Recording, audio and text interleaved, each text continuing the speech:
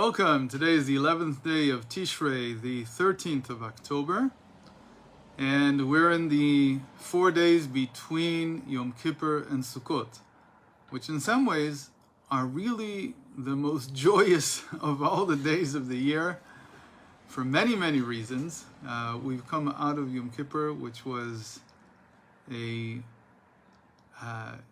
difficult journey for 25 and some hours. Not so much because of the fasting, more because of the praying, more because of the spiritual demands that Yom Kippur makes on every person, each person at their own level. And many people try to stand during most of the davening, or during the praying, which adds more intensity. The prayers are very long and take up most of the day. And I think that what is really the highlight of Yom Kippur is the last hour, which we call Ne'ilah. And the Lubavitcher Rebbe changed the metaphor on this. Ne'ilah literally means to lock. And the image that I had as a child, and actually as an adult also for many years until I heard this change in imagery from the Rebbe, was that the gates of heaven were closing shut, and that you had to get your last words in. You had to make your last appeal, your last requests, because they're going to be shut any moment, and that's it. And nothing else can get through. And so the feeling of Ne'ilah, the last prayer, which we don't have any other day, because we usually, after we finish the afternoon prayer, we just pray the evening prayer after the stars come out. But in Yom Kippur, we add one more, we fit one more prayer in there. And the feeling as a child, as a young adult, was of, trying to grab the last train. And it was always like an image of maybe it's futility. Maybe what I'm trying to do is not really possible. Maybe I've missed the boat. Maybe it's gone. It slipped through my fingers. And it is a way to create intensity, but I always felt that with this intensity came a feeling of almost, it depends on if you're optimistic or pessimistic, but in the end, there was always this doubt whether God was really hearing me now or not. Did I make it? Did I make the cut? Didn't I? There was always this question, this doubt lingering above the intensity of the prayer, of the last prayer of Yom Kippur. And then, sometime in my late 20s, I heard Lubavitcher Rebbe's interpretation. And you have to say, I think, as far as I know, this is a new interpretation. This was not the way that this was understood before him. His interpretation of Ne'ilah, of the locking of the gates, was completely different. He used to say that, yes, the gates are being locked behind us, not in front of us. Meaning we've all shuffled in to be with God for this last hour, and the gates are locked behind us to ensure that we have privacy, to ensure that we are in intimate contact. And that's what the sealing, the locking of the gate is about. And so you're inside. You haven't missed anything. The intensity comes from the intimacy, not from the feeling of will I or will I not be able to get my appeal through. It's a very different feeling. And the moment that I had that image in my head, the whole feeling about Ne'ilah, about the end of Yom Kippur, the highlight, the climax, really changed. It wasn't anymore the feeling of doubt. It was the feeling of intimacy, of intense intimacy with God. And I think it just shows how understanding an image differently, a metaphoric language, because obviously there's no gates and there's no anything like that. We're not we're not trying to get into the last shuttle somewhere. All that is an image. And if you just change it a little bit, it changes the whole way that we see things. And more importantly, how we experience them. And what our outlook on our relationship with this day becomes. So after that, the blowing of the shofar at the end of Yom Kippur is not just signaling that, oh, it's over, there's no more chance. It's actually, your time with the king is over. But you had your time. You had the opportunity to be there with him. And it's a completely different feeling. And it's a feeling of success. There's always a feeling of success when that is your understanding of the image of Yom Kippur, of the final prayer of Ne'ilah, that you've just spent the most important hour in the intimacy and the private intimacy of being with God himself. And from that we turn directly into Sukkot, into the time of our joy, as the Torah calls it, Zman Simchatenu, the sages called it, because joy is mentioned twice regarding Sukkot more than any of the other festivals. Other festivals just once, the joy is mentioned only once. With Sukkot it's mentioned twice. And Sukkot is the time of our joy. And it's not just because it's the time of our joy, because we finished with Yom Kippur and with Rosh Hashanah and 10 days of atonement and so on, and we've gotten that out of the way. No, the joy of Sukkot is really taking the intensity, the power of Rosh Hashanah and Yom Kippur, and treating it from a different perspective. It's all about the same thing. It's all about this intimacy with God. It's all about this starting the year off with 3 weeks that are dedicated to nurturing our divine soul, nurturing our connection with the divine. And when you take into consideration that once we're born into this world, it's very hard to come to any kind of feeling of divinity, because this world is tough. This world is very materialistic in all its aspects, and we're very materialistic. We're human beings that are made out of flesh and blood, and so we're very materialistic. We are very connected to our bodies. So to be able to take the 3 weeks, the first 3 weeks, the first 22 days of every year, and to turn that into a time of being with God is joyful. But there's different aspects to being with God. On Rosh Hashanah, we blew the shofar. The shofar is the mitzvah. It is the commandment of Rosh Hashanah, which is, as most agree, it's about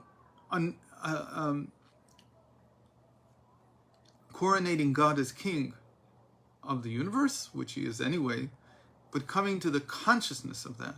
And the shofar is a symbol of something that we call in the Kabbalistic tradition the mother principle, Ima. But here, the idea is that it's like a nurturing mother who wants us to improve ourselves, meaning we take God upon ourselves as our king, not so much to give him sovereignty, because he has that anyway, but to admit, to acknowledge our role as his subjects.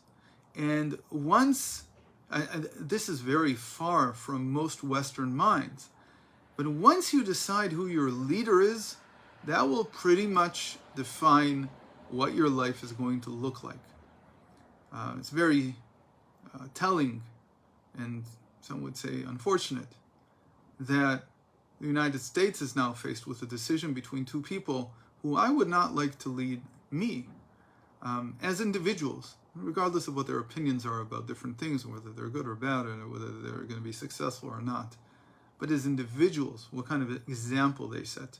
I have to say that thanks to one of my children who's very involved in this, I watched a little bit of the vice presidential debate, and there were two individuals that at least at least I felt I had some common ground with in terms of behavior, in terms of character, in terms of what they think the leadership should look like. At the very least, in terms of how you treat and respect other people, even if you don't agree with them, to the point of maybe even not agreeing with them to the point of much more than just debate, still, you have to represent something. And when we decided that God is our leader, He is our sovereign, and God, as I mentioned many times, is from the word good. So that defines how our actions need to look during the coming year. So by coronating God as King, we're saying a lot more about us than about Him. We're saying something about how we want to be led this year.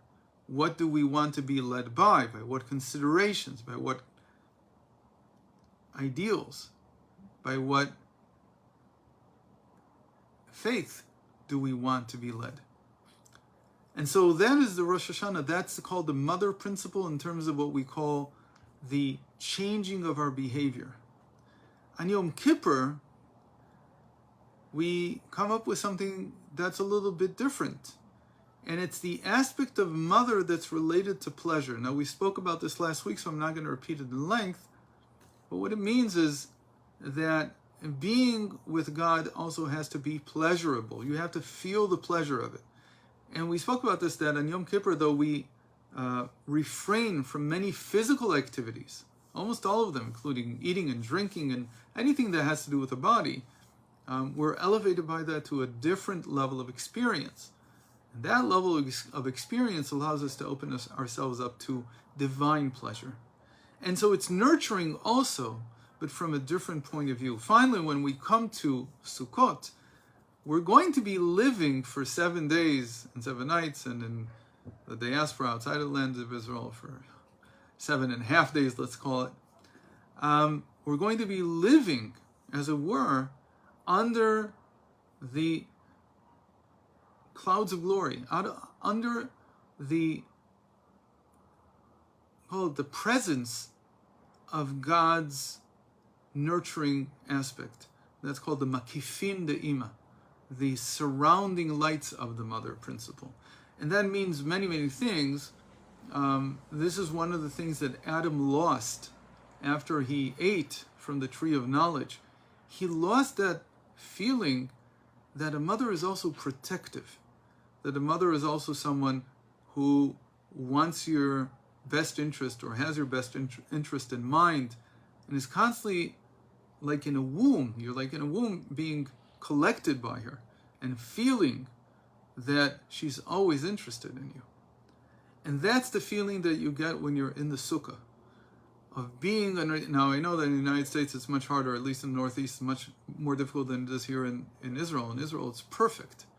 It's the perfect weather. You can't get any perfect, especially this year when the holidays come out quite late in the solar year. We're already in mid-October. In the United States it's already quite cold. I don't know how people really get along with it. But if you're in Florida, I'm sure that you're fine, or Georgia or Texas. In the Northeast, it's difficult. But here in Israel, it's perfect weather. You feel that you are constantly under God's eye. And that is the essence of this month, of being constantly in contact with God as a mother figure, much more than even a father figure. And of course, God contains all these figures. But this is the crux of all that we do during this month. Now, there's not too many days. We only have 3 more days this week, because Wednesday is the eve of Sukkot. I hope we're able to get all 4 classes in. We won't meet on Friday, because even though it's Chol HaMoed, it's like a weekday within the holiday here in the land of Israel. It'll be part of the holiday in the United States and elsewhere around the world, so we won't meet on Friday. But what we want to do on the rest of this week is to look at the four species, Arbat Aminim, the date palm branch, the citron, the myrtle branches, and the willows. And we're going to look at them as idealizing four different types of unity. And this will be a different type of unity than the unity that we have with God as the Father figure, where God is just one and we call him singular and unique. Rather, we're going to look at God again in the sense of the mother figure that comes down to nurture the world. And nurturing the world means creating the types of unity that the world can tolerate. Because just to say to people, look, put everything aside, there's nothing that's important, just be one, is not very realistic in our material and physical existence. Here we are separate from one another, and we have to find ways of unity that fit the way that we experience life. So we'll be talking for the next 3 days about those three types of unity. And then next week, on Sunday, Monday, Tuesday, and Wednesday next week, hopefully, we'll be dedicating ourselves to actually the Shabbat after, which we'll be reading the entire Parsha of Bereshit, the first Parsha, the first Torah portion of the Pentateuch, Genesis, the Parsha called Genesis. And there we will be talking about 4 reasons that appear in the sages for why God created the world. And that will be our model for next week. So that's our game plan for the next 2 weeks, hopefully. I hope to see you again tomorrow. All the best to everyone. Tomorrow what time? 6:15 Pacific?